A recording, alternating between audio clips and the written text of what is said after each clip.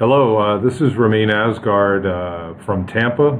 I'm at Maney Zeller. We're a immigration law firm based here in Florida and elsewhere in the United States. And our program today is an immigration update. Our focus is the recent travel ban executive order, which has affected a lot of people, both inside and outside the United States. And we're going to talk about the order itself, give some kind of updates as to where the order's implementation stands, and then we're going to take some questions. If anyone does have questions, please tune in, send in those questions on the comments section. So let's start at the beginning. On the 27th of January, there was an executive order signed by President Trump entitled Protecting the Nation from Terrorist Attacks by Foreign Nationals. It went into immediate effect. Not that it went into effect after a set period of time, but as it was issued, it was announced that it was binding immediately. Now, quickly, what are executive orders? I mean, that's kind of a key part of this whole thing. This is law, so what is it that the executive orders do? Well, they're legally binding. They're put out by the president as head of the executive branch, and it's meant to instruct federal government agencies on how they conduct their business. The executive orders generally apply to established congressionally created law. So this is the president's effort to tell a couple different agencies of the United States government how they should apply the law. They don't require congressional approval, but they carry the same weight as laws passed by Congress. So what does this executive order talk about? We're going to just list it, and then we'll be able to go into further detail about some of the effects that it has had on some specific populations. First, the executive order suspends the entire U.S. refugee admissions program, at least when it was promulgated. Second, it bans Syrian refugees from admission to the United States indefinitely. Third, it bans nationals of 7 countries that were noted to be of particular concern. These 7 countries were Iraq, Iran, Libya, Somalia, Sudan, Syria, and Yemen. And they're both immigrant and non-immigrant entries into the United States were suspended for 90 days. Finally, last few things, it requires in-person interviews for most non-immigrant visa applicants. This means that there are no categories of visa applicants who can waive out of an interview. There used to be some categories that an interview wasn't required.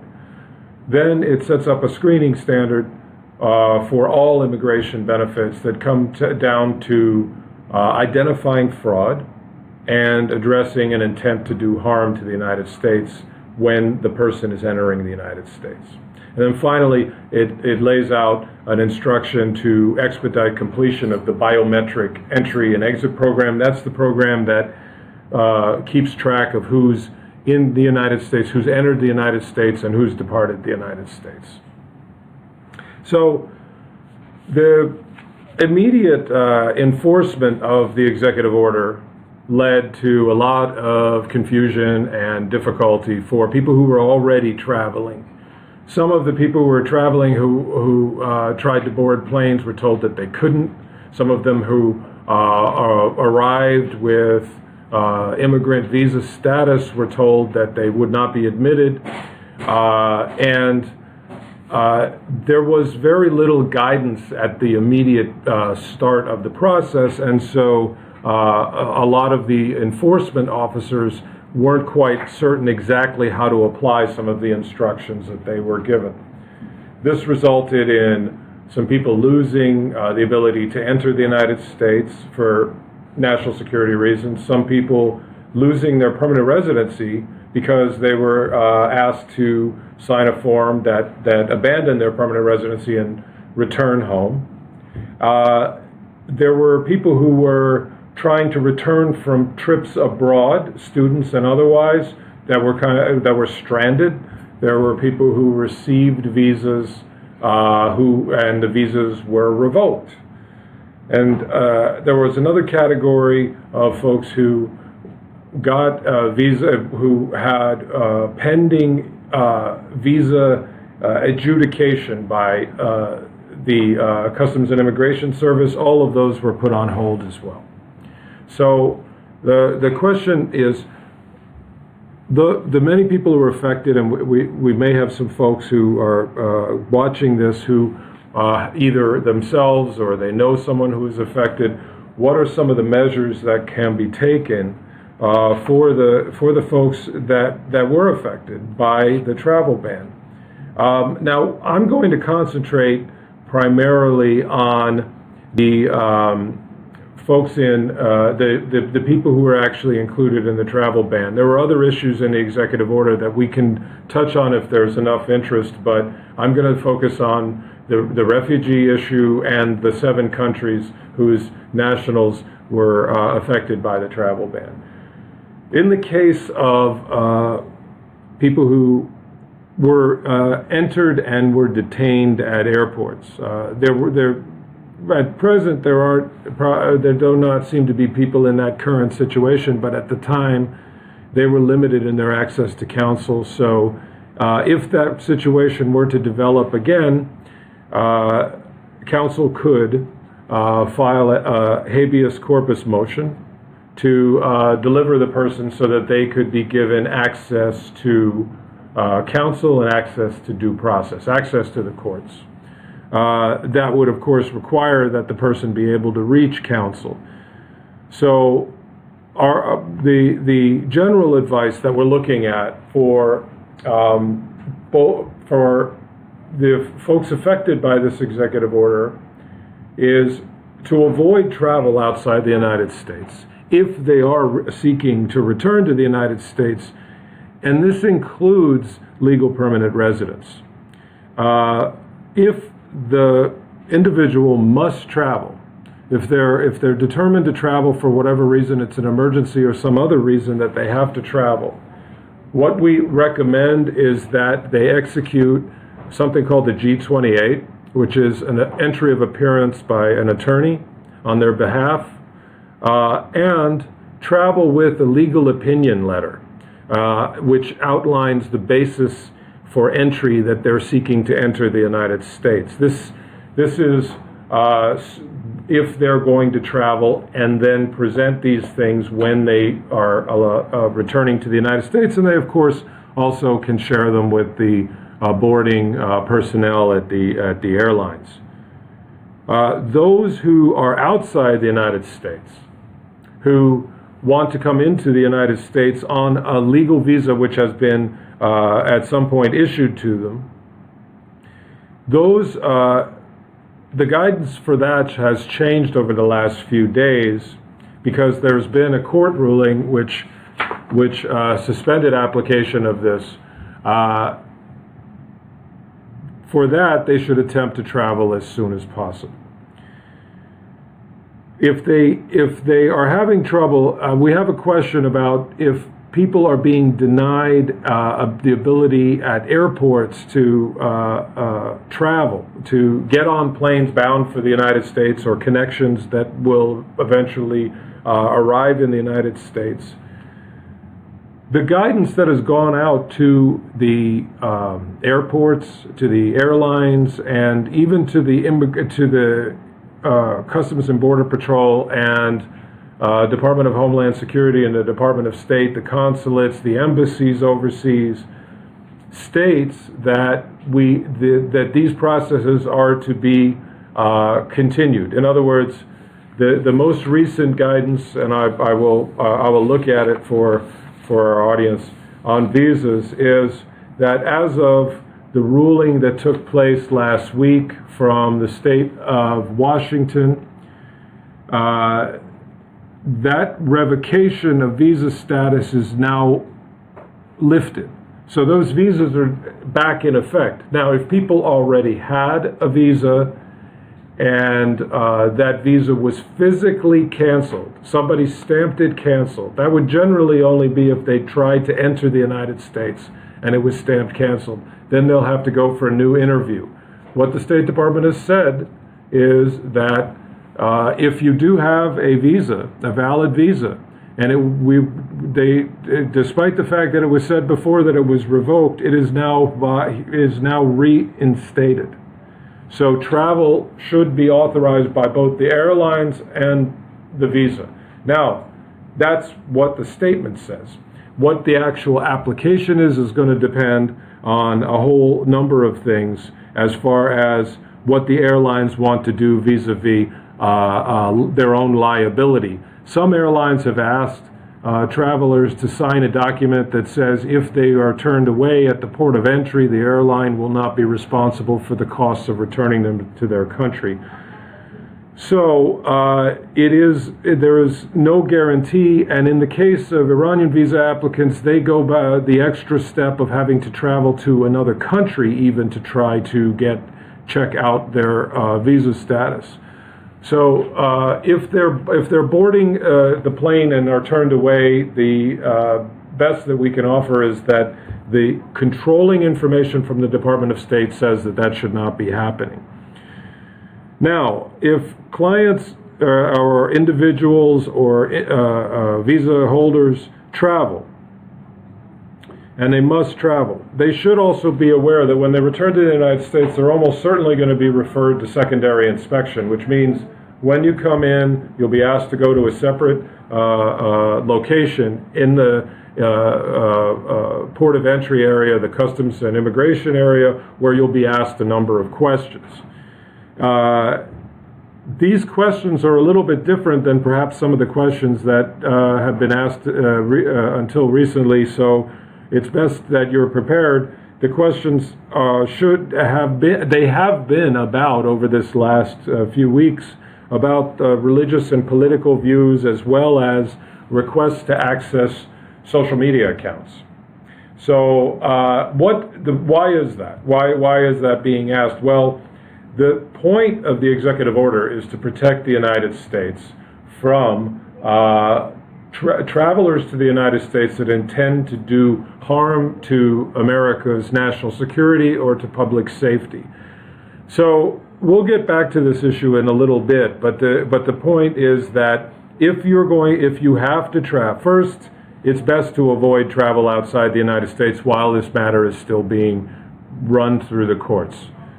If you have to travel, we recommend that you have an attorney representation letter, which is a couple-page document which shows that you're represented by counsel, and that you have a legal opinion letter that's prepared that outlines your basis for entry to the United States. You may face additional scrutiny at the port of entry, and you should be prepared for that. All right, so what about people who have, as I mentioned, non-immigrant visas? That's tourists, students, and have a current visa that was issued and they possess it, or that they have to go to an embassy and pick up a visa but have not been able to for a while. Well, they both non-immigrant and immigrant visa holders should, again, this is a recommendation based on the most recent guidance from the Department of State, should travel as soon as possible. That's because the rule could change at any moment, and if it does change, their visas may be revoked again. In the case of people who've had their visas physically canceled, I've heard incidences where they've had to go back and apply again.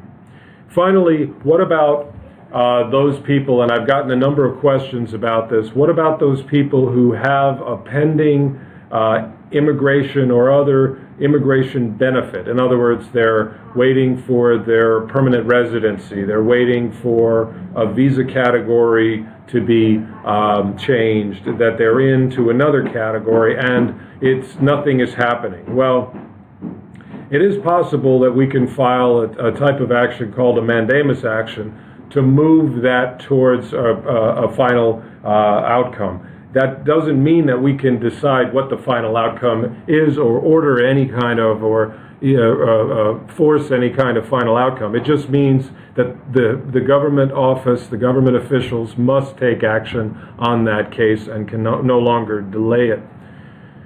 That's a difficult thing, but it is something that's available, because remember that a lot of these government officials are getting different instructions as time goes by. So what are some of the other things that are going on? Those are some steps that affect individuals. There are things that are challenging the totality of the executive order for its constitutionality. And we're going to talk a little bit about the Ninth Circuit opinion that came out late last week on Thursday. But some of the legal actions, and there's nearly a dozen class actions at this point that have challenged the executive order, claim that it violates constitutional rights of Americans. And it's important to note that some of these rights, and this first one, first and foremost, which is the procedural and due process rights under the Fifth Amendment, do not apply only to American citizens. That argument has been out there for some time, and it's not the case.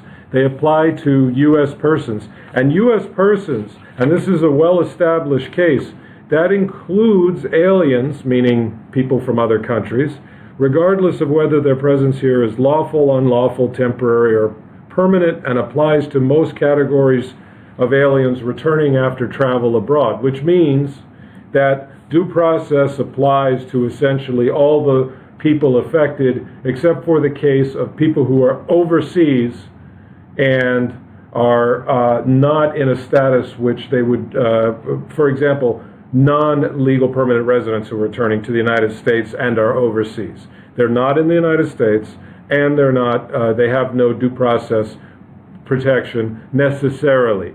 That can be argued that they do, because there's several ways that they can make that case, but it's not already established in the case law. However, the other ones are. Some other legal measures have been taken where we're claiming the executive order violates the Equal Protection Clause of the 14th Amendment. And in that case, it's about whether or not this discriminates against categories of individuals. So for particular either national origin or religious discrimination.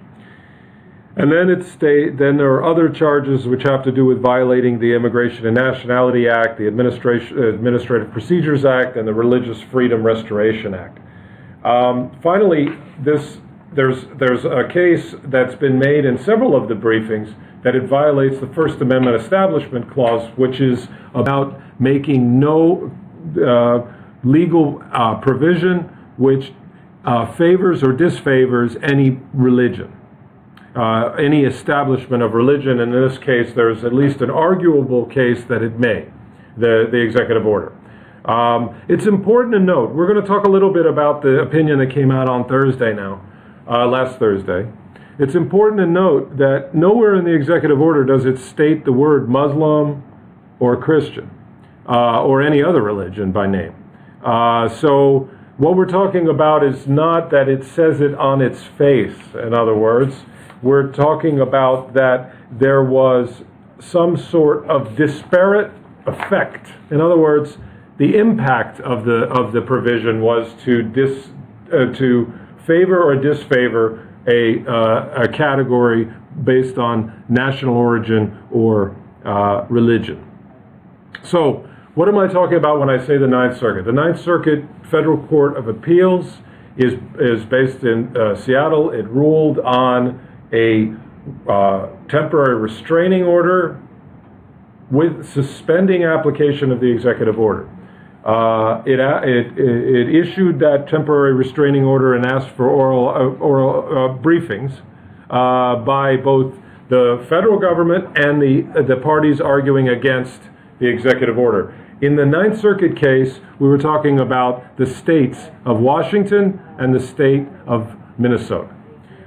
They argued that the executive order harmed the people in their states, that harmed the public university system and their educational mission in the university system, and as a result, they claimed that they had enough of a case for this to be for the executive order to be suspended. Now, the case is a relatively complex matter, and so what's happened in the Ninth Circuit case is that was a 3-judge panel that looked at the executive order and ruled that it should be suspended. The Ninth Circuit has decided on its own to reconsider the case by something called an en banc reconsideration, which is of all the judges in the Ninth Circuit, the Ninth Circuit, which is 29 judges. They have asked for a new set of briefs from the federal government and from interested parties by this Thursday, and will be ruling again on this matter.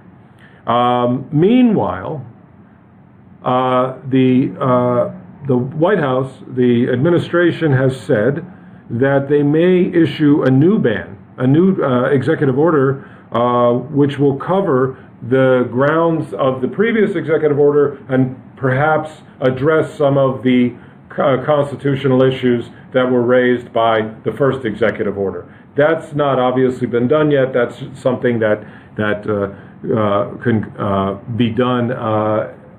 The thought is this week as well.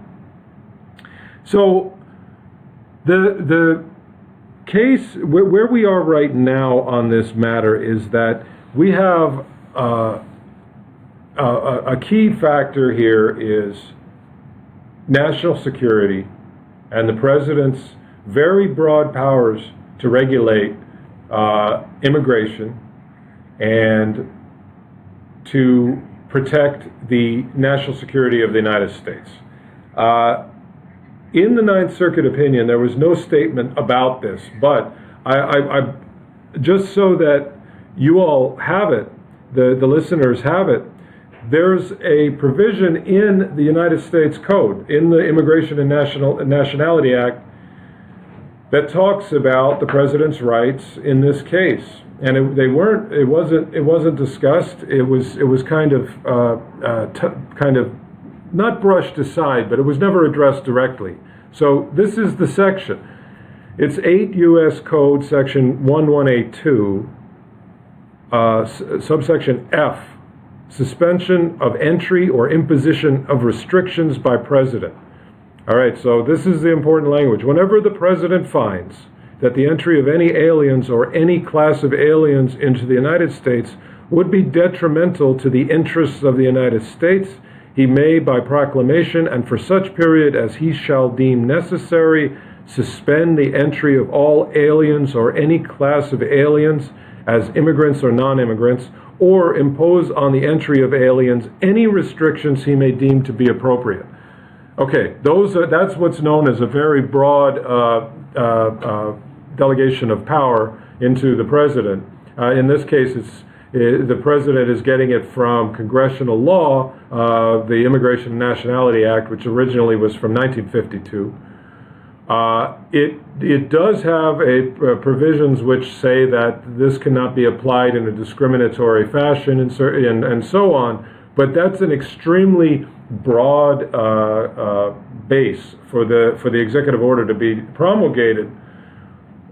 The federal government argued in the Ninth Circuit that the president's decisions were non-reviewable by the courts, which means that under that law, when dealing with national security, and by the way, this doesn't even say national security, it just says interests of the United States, the president's decisions the federal government's position was that they're non-reviewable by the courts. The courts disagreed. All right, the Ninth Circuit disagreed and said that they are reviewable. It's been repeatedly and explicitly rejected that that issues of immigration are unreviewable. And so what we have is right at this moment, we have a difference of opinion as to the scope of the president's powers to rule on immigration.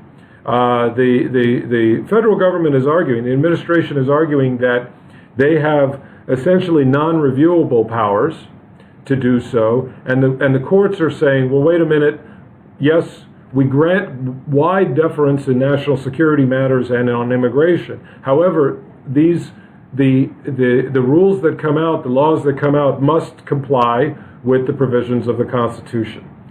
So when the executive order came out, there were a lot of things that were challenged based on its unconstitutionality and its overbroad application and so on. Those are the things that the Ninth Circuit started to deal with. Remember, it has not gone, this issue has not gone to a full merits consideration yet. These were about whether to suspend or not suspend or sustain a suspension of this executive order. One of the challenges with the executive order was that when it first came out, it pretty clearly through mentioning the case of all nationals of those countries, it clearly applied to legal permanent residents.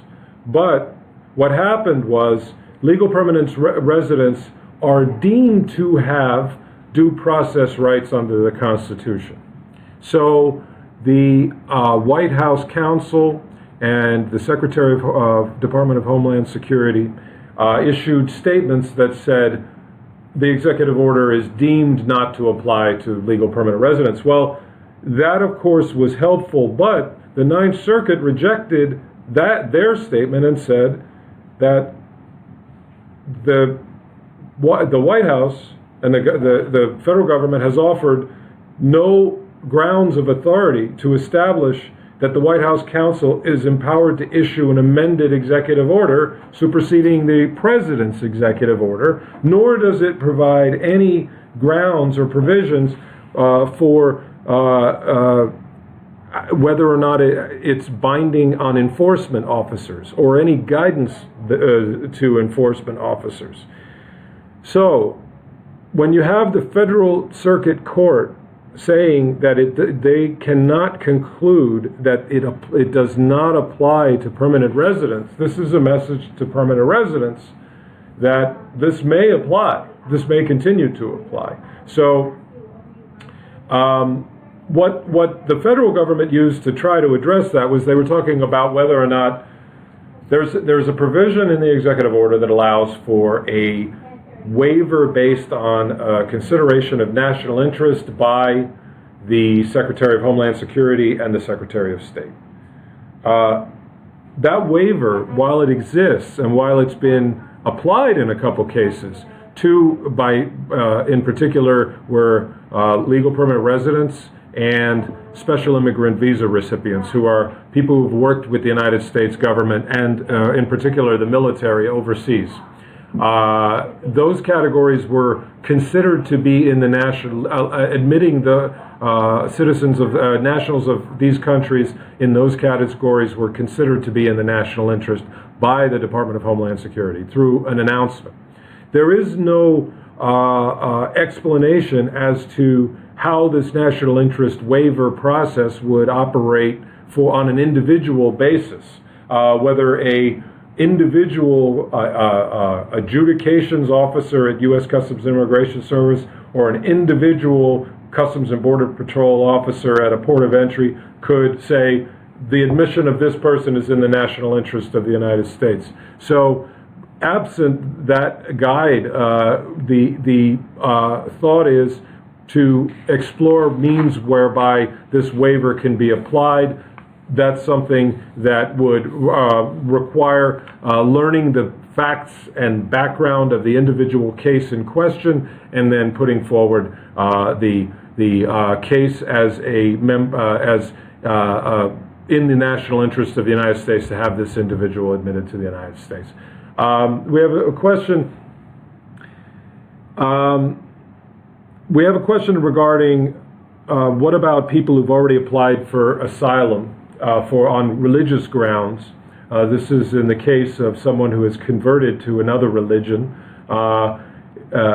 If they're in the United States, is this going to affect them? In this case, it depends on if they've received their permanent residence status, and if they have, on whether or not they travel. If they travel, they still are deemed to be nationals of the affected countries. Now, if when they get to the port of entry, they have a different outcome because they've converted, it doesn't state in the question what religion they converted to. It's deemed not to be a religious test, this executive order, so they would go through the same questions as anyone else who is coming in and be judged under the same guidelines as anyone else that's been coming in. That raises the issue of whether or not, and folks have talked about this a lot out in, not the courts so much, but to some extent, they've talked about religious discrimination.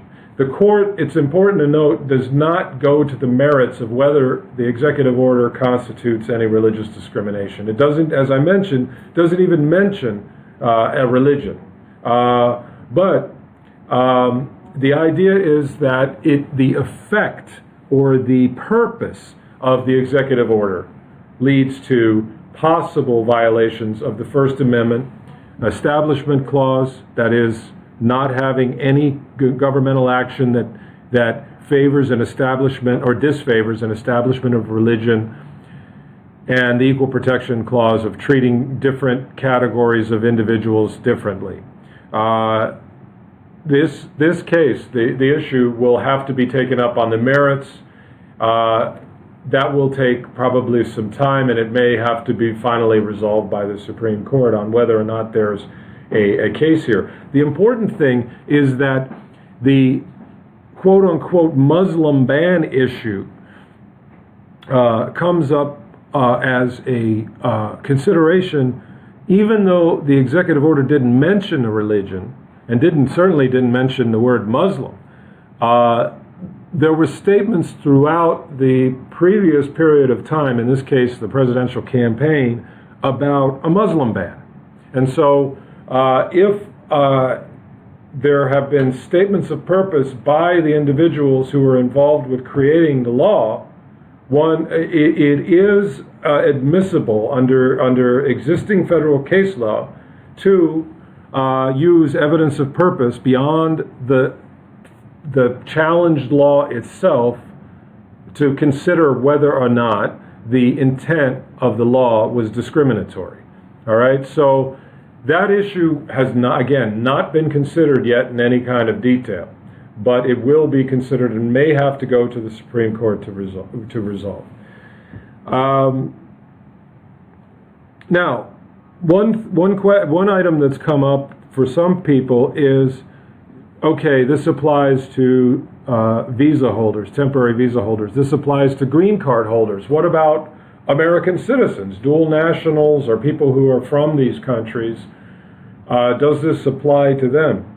Well, you know, in my work, I hear from people from various countries, and I've heard indications, and this is in the last week, of nationals of countries that are not even on this list, who are citizens of the United States, facing very stringent questioning at the port of entry. Now, there's no grounds to deny admission into the United States for a citizen, but this takes us to the issue of what is actually going on in those interviews.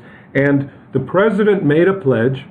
Again, remember, the president's first priority is keeping the national security of the United States intact and the people safe. That is the first priority. this president and every previous president.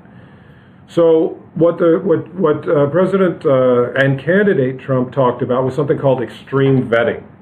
So let's talk a little bit about that, because when questions are being asked by Customs and Border Patrol about people's political or religious views and their social media habits, that's new. Now, there may have been some questions before. There were certainly questions about whether people were members of a terrorist organization, whether people were members of the Communist Party, and all of those things. Yes, those were there when they applied for a visa. Normally, they wouldn't be things that they asked at the port of entry, at the airport, or wherever else.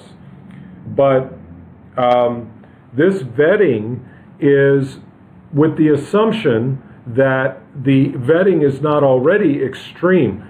Refugees, in particular, go through 2 years, two-year process of vetting, whereby they go through roughly a dozen steps of vetting, where they're screened, rescreened, they do fingerprints, biometrics, many different steps, screened by different government agencies.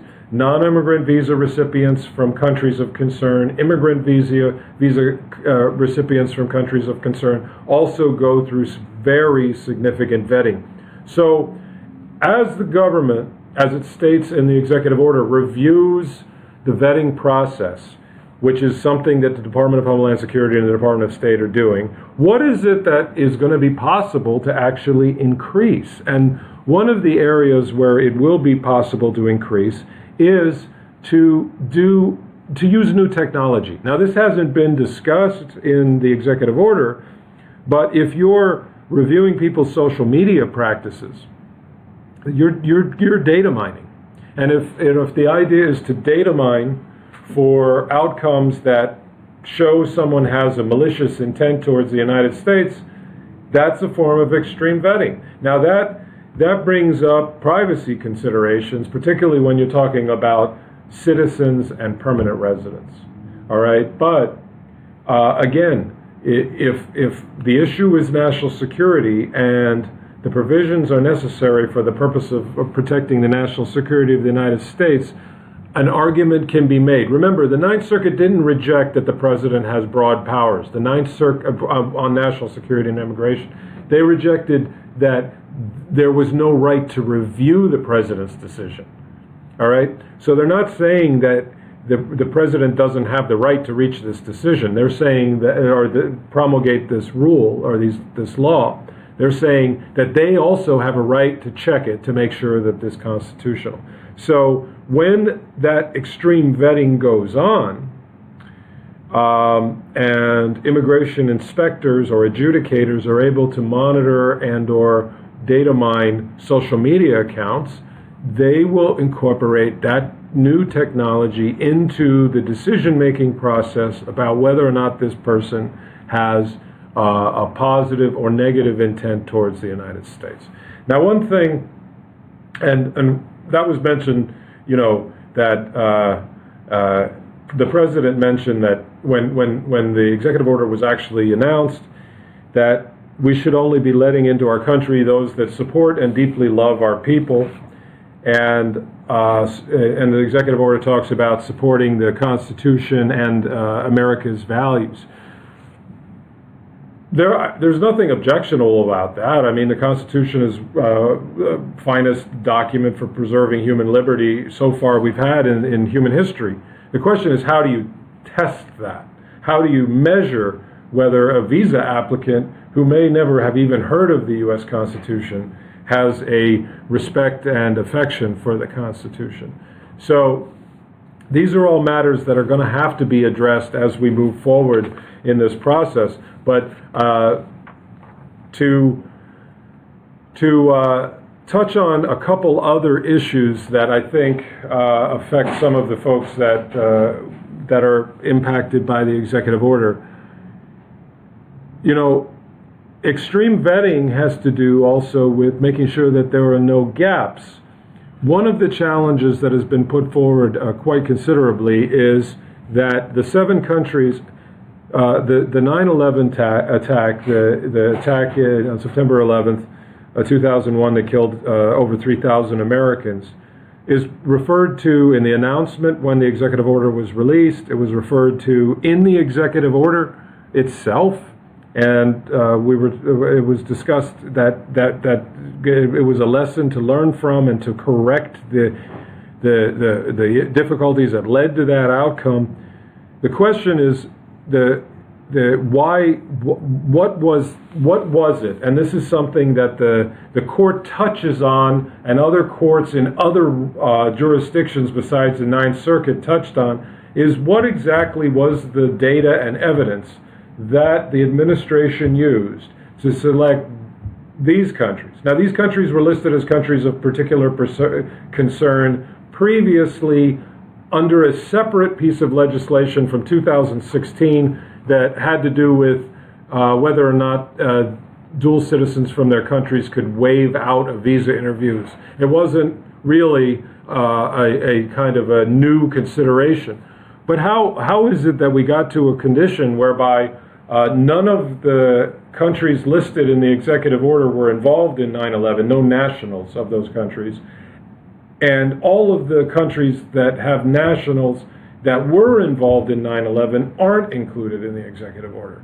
So if the courts look at that issue as to what were the conditions upon which this executive order was promulgated and why were these countries selected, then they may come and reopen this. Now, that will be a struggle because, again, the president's powers in foreign policy, in national security, and immigration are extremely broad. However, the courts are saying they have a right to review it. So expect this to play out.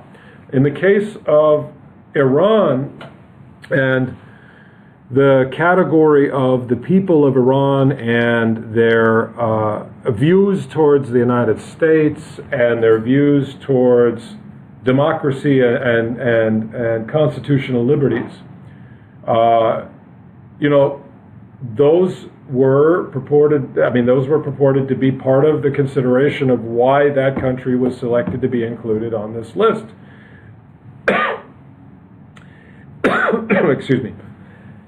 There's been research, independent quantitative research, and it has shown, sociologists have shown that Iran has, in the Middle East, the highest potential for democracy of any country in the Middle East based on the values of their citizenry.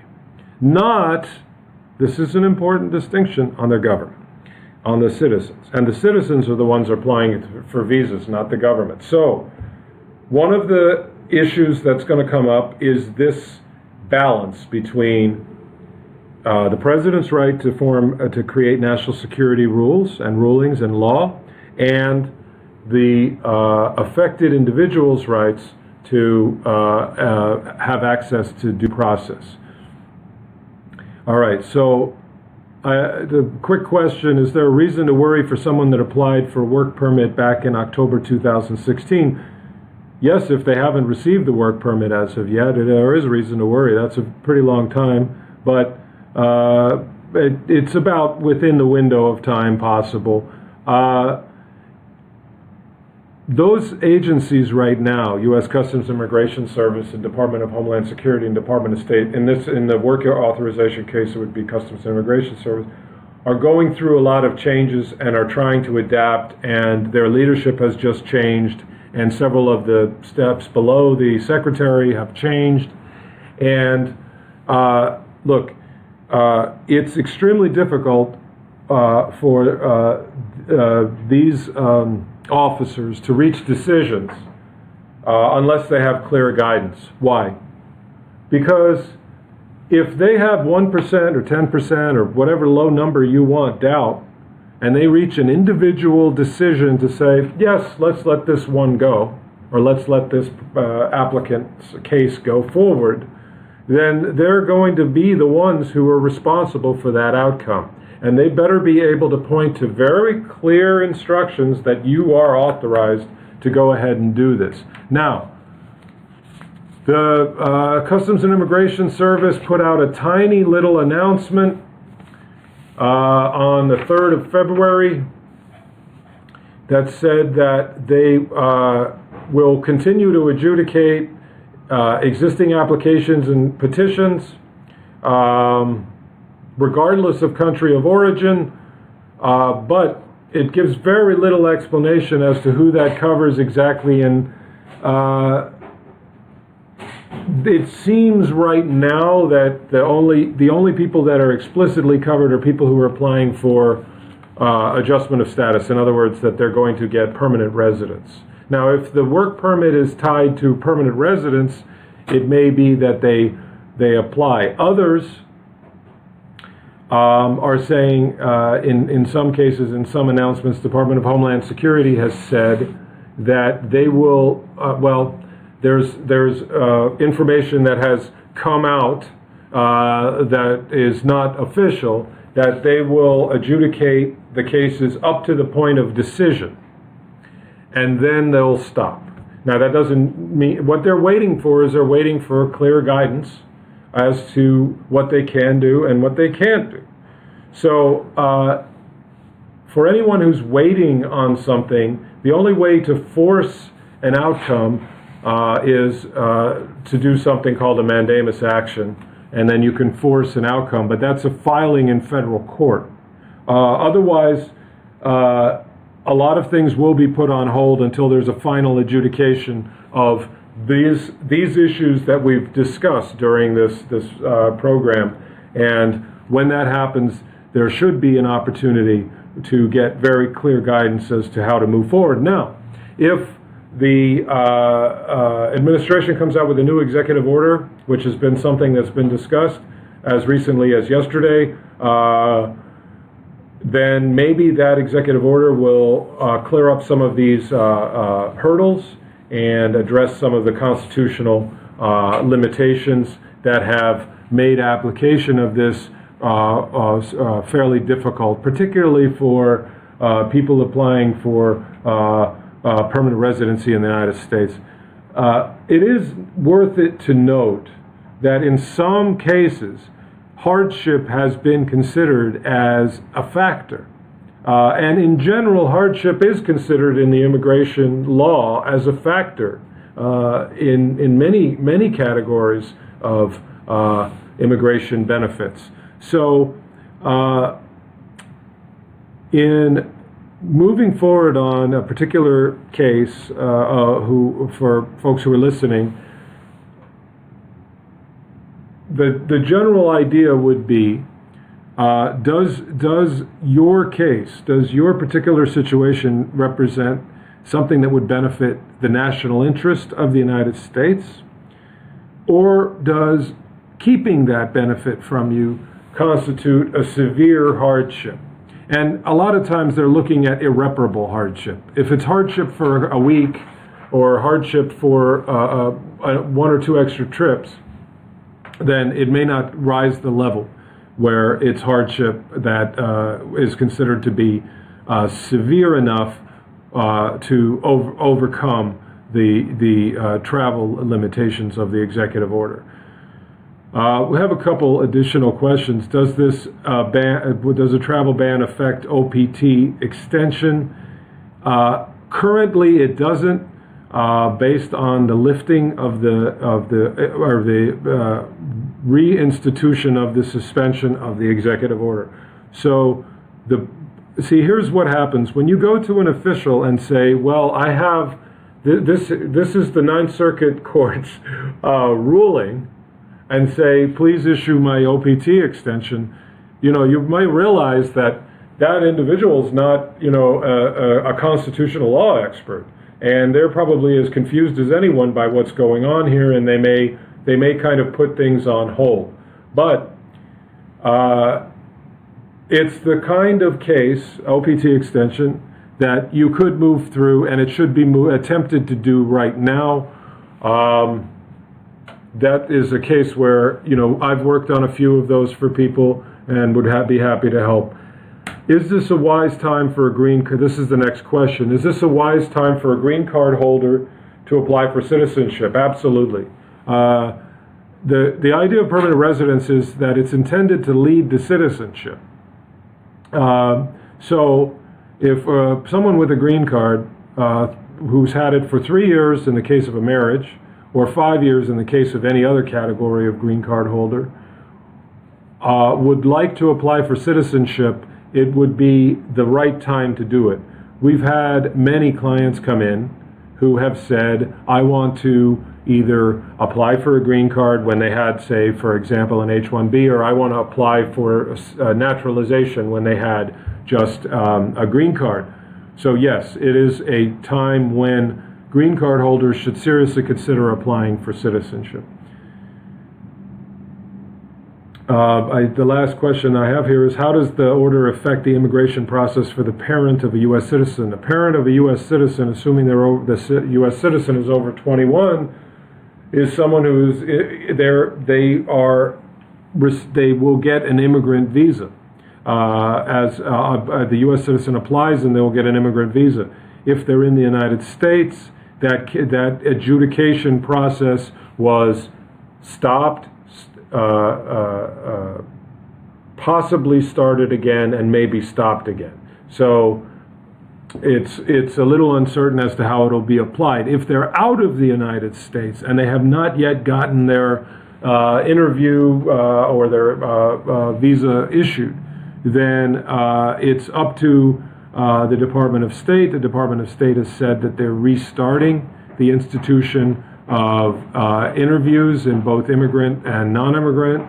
So that one in particular depends on whether it's consular processing over at an overseas post or whether it's adjustment of status here in the United States. A lot of these cases are very fact specific. They do in a kind of an uncertain legal environment. It's hard for judges and attorneys to come up with the right solution forward. That's why we put this information event out. That's what this firm does. Maney, Gordon, Zeller is committed to making sure that our clients have the information they need to make the right decisions for their futures, the right decisions for their children, for their business, for their families. It's a time where a lot of the people who came to America, they have a lot of contributions that they've made. They have a lot of dreams that they still want to achieve. This is a good time to really take a look at every aspect of your situation from a standpoint of your immigration situation. If you're a student, if you're a temporary worker, if you're a green card holder, if you're a citizen of the United States, but you're from the affected countries of the executive order, there are measures you can take that will go a long way towards making sure that whatever outcome the executive order finally, wherever it winds up with the courts and so on, that you're informed and that you have the best possible plan for whatever may happen.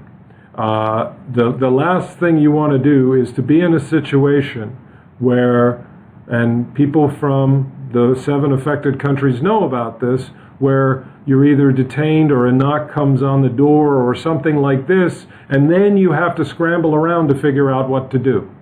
And if you're prepared and realize this, that this administration is extremely serious about national security. This is not an issue that's going to be resolved in a week or a month. This is an issue where they're doing something that they really believe is necessary to protect the United States. If folks challenge it in court and it changes or new laws come into effect, fine. But these things are affecting the folks listening to this program today. You're not interested in a court ruling in 2 years or a year from now in the Supreme Court about whether this or that provision is constitutional. These are things that are affecting your families, your businesses today. There are various things going on with immigration that this is only one of them. All right, we are keeping track of the whole scope, and this first program was intended because of the urgency of this matter to get the word out about this issue, and also to invite listeners to make further inquiries directly to us. But we will be doing additional programs on other subject areas, because this is a time when it can be very confusing, and quite frankly, it can be a little scary when the law changes overnight and it affects everything about your life. There was a follow-up question regarding if somebody has already begun an immigration process for a parent for an immigrant visa, can they bring them here with a non-immigrant visa? You know, of course, with some categories of non-immigrant visa, you have to show that the person doesn't intend to remain in the United States. Obviously, if they've filed for an immigrant petition or had one filed for them, they are going to have a hard time showing that they don't intend to remain in the United States. If there's a situation where consulates and embassies are issuing visas, but U.S. Customs and Immigration are not adjudicating immigrant status, adjustments of status to green card, well, then we could possibly look at that option. That would be one to consider offline, if possible, to contact us and talk about how we can do this. All right, and that was you know, again, if you want to make a case about hardship or national interest or anything else, you can make it with an immigrant visa, you can make it with a non-immigrant visa. In general, permanent resident and adjudicate. Look, it's important to note that there's even guidance that naturalization process, that's people who've had a green card are now becoming citizens. There's even some indication that some of those things, at least originally in the executive order, were going to be held up. So it's really not going to matter which category if you don't have the right approach. In the case of the B1, B2, or other temporary category, the temporary categories don't apply to someone who has an immigrant visa already, unless there's an emergency situation that can be explained. In other words, this person has a visa pending, immigrant visa pending, they have an emergency situation, they have to travel immediately. Well, you better be able to make that a strong case about that, and if it's a medical emergency or something along those lines, then it's something that you can try. I do welcome input from listeners as to the experiences that they're having. In other words, if you're going to a consulate and you're being told that they're not issuing visas, if you're going to an airport and you're being told you're not permitted to board, if you're going for an interview for adjustment of status and you're being told that it's suspended, come back in, it was 90 days, now it's about 80 days or 78 days or something like this. Those are all very useful to know. Why? Because it's a way of knowing how broad the impact is. I'm a member of American Immigration Lawyers Association. They're recording cases of all of the people who've been impacted in this by this particular situation, and it's useful to know for the purposes of coming up with forms of assistance to those affected communities. So if you have a situation, it's very helpful if you would be willing to share, not in this medium, but offline. You can find contact information on our Facebook page. You can find contact information on the YouTube channel. This video will be up on the YouTube channel shortly. Lastly, I'd just like to conclude Our commitment has always been, this firm has been here for 40 years, our commitment has been to immigrants and the contributions that they make to the United States. I'm an immigrant myself, and the contributions that they've made have built this country. And I'm proud of this country, and I want the country to remain secure. On the other hand, immigrants and their contributions to the United States, if stopped, would all have a very significant negative impact on many levels of American society.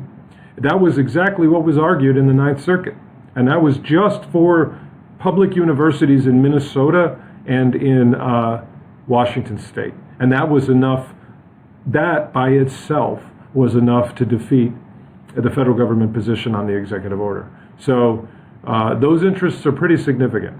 Don't think that you're in this alone, and don't think that you have nowhere to turn if you're confused or concerned about how the laws apply to you. Thank you very much, everyone who's listened, for your time. And as I mentioned, this will be the first time we do this. This will be a regular series that we continue. And thanks very much, everyone, for tuning in.